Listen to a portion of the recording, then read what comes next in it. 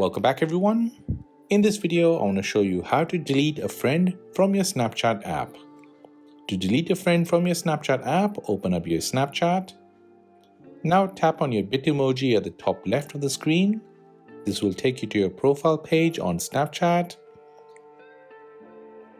Now scroll down from here and tap on My Friends.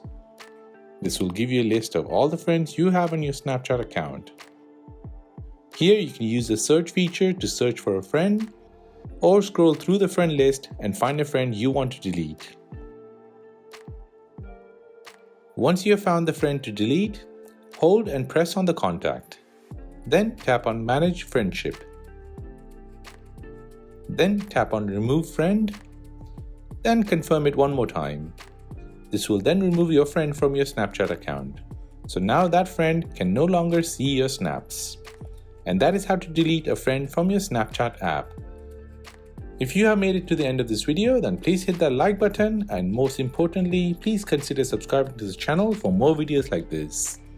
If you have any other questions, then please do let me know in the comment section down below. Thanks for watching and see you in the next one.